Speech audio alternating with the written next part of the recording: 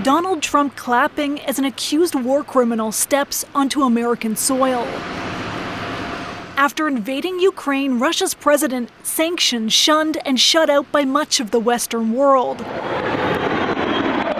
But now Vladimir Putin on a red carpet in one of the most powerful countries on earth. President Putin, will you stop killing civilians? The spectacle of this all, a powerful visual for Putin back home. But Trump said it was critical to meet face-to-face to try and end the war. Mr. Putin, will you agree to a ceasefire? Before these talks even began, Trump was clear.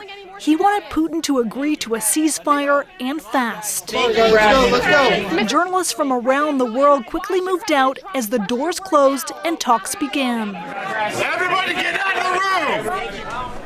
After almost 3 hours of suspense, the two leaders suddenly emerged, Putin speaking first. Russia's president saying he hopes the agreement they reached will help pave the path towards peace in Ukraine. There's no deal until there's a deal. Trump didn't say what, if anything, was agreed on. But we had an extremely productive meeting and many points were agreed to. There are just a very few that are left. Some are not that significant. One is probably the most significant. But we have a very good chance of getting there. We didn't get there. No specifics and no mention of a ceasefire. We'll speak to you very soon and probably see you again very soon. Thank you very much, Vladimir. Next time in Moscow.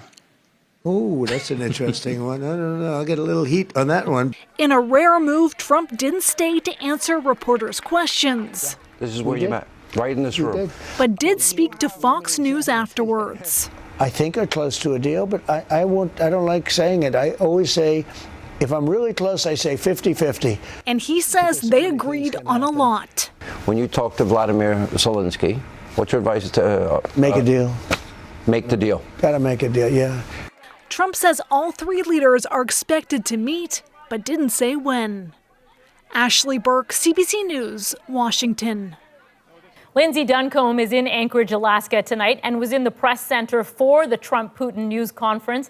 Lindsay, what was the reaction? I think there was surprise that we didn't get more details about what was specifically discussed, that the leaders did not take any questions, and that we do not know what impact, if any, this meeting could potentially have on the battlefield in Ukraine. In the absence of details, what stood out about today is the spectacle, that welcome from Donald Trump to Vladimir Putin with the red carpet, the military flyover. It certainly was something that the reporter who was reporting next to me noticed. She is reporting for a broadcaster in Ukraine. Here's what she had to say about Trump's welcome of Putin. Today is Putin's birthday and Christmas and Victory Day and everything. It is a big day for Putin because he's out of international isolation and he got tons of attention and appreciation and love from Trump, and he's a winner in this situation. And she did tell me she worries that what happens here today, or what happened here today, could make the situation on the battlefield in Ukraine worse. And Lindsay, I understand this has been a divisive moment in Alaska with people both supporting and protesting this meeting. Yeah, we did see protests over the past couple of days, including today, a protest where a huge Ukrainian flag was unfolded. It was 40 meters by 20 meters, and there was another rally in support of the summit taking place. One thing that stood out for me is just how frequently and how much Vladimir Putin talked about the historical and cultural ties between Alaska and Russia, a sign that the Arctic, the economy of the Arctic, the history of the Arctic is top of mind for Russia. All right, thanks, Lindsay. Lindsay Duncombe in Anchorage, Alaska tonight.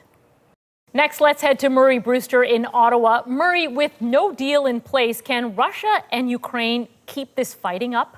Well, that's a question a lot of people in the defense community are asking. Russia's pretty much exhausted its stock of Soviet-era equipment, which it's been using to fight the war. Its economy, despite the Kremlin putting the best face on it, is struggling. A recent report by a UK Defense Institute suggests that if Ukraine can hold on for one more year, it would push Russia over the edge financially. but can Ukraine hold on? And how much backing is it going to get from the U.S., if any? We're in wait-and-see mode right now. Canada recently became one of several countries saying they're prepared to contribute troops to a peacekeeping force. How do you think the result of this summit will play out in Ottawa? Well, it's called the Coalition of the Willing, and it's being led by France and the UK. We don't have a ceasefire yet, so no troops are going to be going anywhere. What we need to be watching for is President Trump said tonight that he's going to have a call with NATO. Presumably, that means he's going to be talking with NATO leaders, and we'll get a readout of those discussions.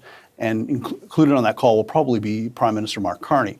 However, based upon Putin's 9-minute speech, it doesn't sound like he's backing down from any of his demands.